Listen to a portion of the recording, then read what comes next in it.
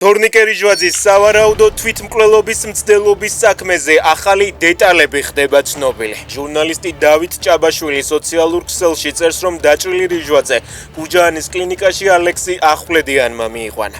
ჭაბაშვილის ინფორმაციით, მანამდე ახვლედიანი რიჟვაძე და რიჟვაძის მამა სუფრაზე ქეიბობდნენ.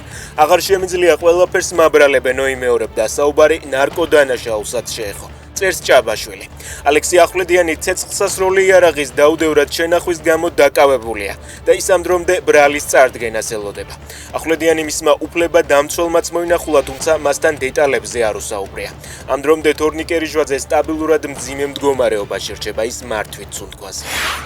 21 ბინა, 14 მიწის ნაკვეთი და 7 მანქანა. ეს მხოლოდ ნაწილია იმ ქონების, რასაც კომუნიკაციების კომისიის თავმჯდომარე კახი ბექაური და მისი ცოლი ეკატერინე ბერიძე ფლობენ.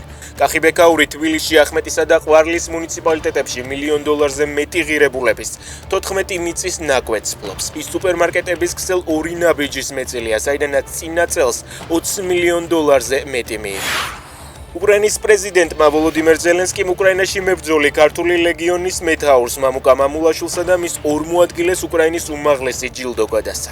ამის შესახებ ინფორმაციას თავად მამუკა მამულაშვილი ავრცელებს და უკრაინის ხელისუფლებას მადლობას უხდის.